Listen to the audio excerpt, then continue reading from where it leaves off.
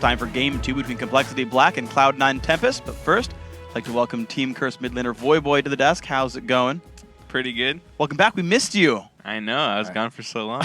What were your initial thoughts on that game that got a little out of control? Yeah, so obviously Cloud9 Tempest took an early lead with the bad level 1 for compLexity.Black. They got the 2-kill advantage with...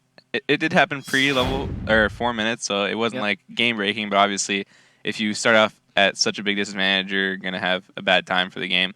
And actually, compLexity.Black did a decent job of coming back, relatively speaking, considering the bad level 1. They got in the 4v1 kind of push scenario, kind of traded 2 turrets evenly, and then although Cloud9 did have an advantage, compLexity.Black did start getting some picks off. Probably actually did die 1v1 mid, and then, but besides for that, he actually made a lot of plays with LeBlanc, and I think obviously compLexity.Black's team comp was revolved around getting picks. They don't really excel at much. They don't have a strong split pusher. Warwick can't really pressure Shyvana ever in the 1v1 scenario. They don't really have great team fight potential. Like I said, going into the game, the way they were going to win the game is off of just denying them vision and getting picks off. And although they were able to do a decent job of that, they picked up a few random kills here and there. They weren't able to translate it into a big enough lead to take any major objectives. I think they got like 1 dragon or something off that. But when you saw like Cloud9 Tempest get into like the siege scenario or even the team fights, they just had a really big decisive advantage. And when they started grouping up and just like throwing Ziggs bombs and corky rockets at compLexity.Black, they were just kind of sitting there. They didn't have a hard engage support. They didn't have really their engage was Warwick ulting one person and trying to give him. And when you're playing versus like a Kha'Zix or something, you can't even give him. And that was the target that they chose to go on a few times in the fight. So really, compLexity.Black did not have too many opportunities to win the game, given their early disadvantage and they weren't able to translate like their pick comp into like solid enough leads to take the game back in their control. So what do you think kept them then? Because they found like those 6 kills in a row kind of in early mid game. Yep. What kept them from just like constantly finding more of those and eventually just having 70 kills? Yeah, so that is.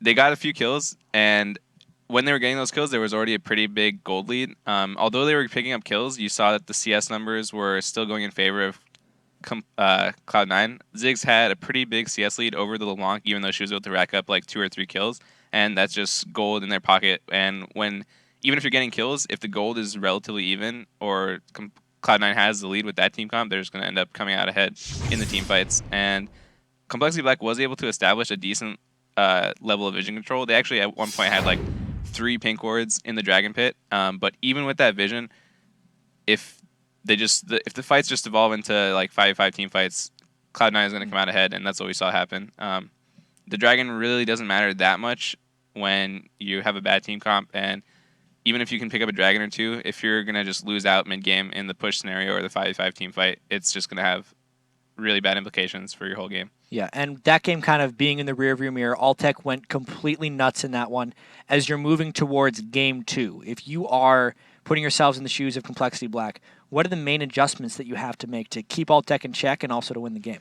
Yeah, if I was compLexity.Black, I probably wouldn't consider it like Altec like went crazy. He got really big on Corki, and obviously that became a problem, but I think that could have happened on any other AD if the game was playing out like that. I would honestly expect them to try a vastly different team comp. They tried the pick comp, they tried vision control, and just like looking to make plays off that, and it didn't really work out too well. And maybe they'll try it again. Maybe they consider like the 2-0 start for Cloud9 like the biggest factor, which honestly it probably is. Anytime you go into a competitive match and you start the game off losing first blood or just getting devastated in a level 1 fight, it's going to be pretty rough from there on out. And honestly, I'm not sure what they're going to try, but I think they will go with a different strategy. Okay, so then Game 2, of course, C9T already up 1-0. What's your prediction for the second one? I would say that Cloud9 Tempest is probably going to take the next game. I think they're going to ride off the momentum off the first big win, and I think that compLexity.Black is still probably a little bit shaken off that first loss, but I don't know. Maybe they'll pull a big comeback. All right, well, Vobe, thank you very much. We're going to get ourselves now into Champions League in just a second, so Game 2 is going to be underway in just a minute here. So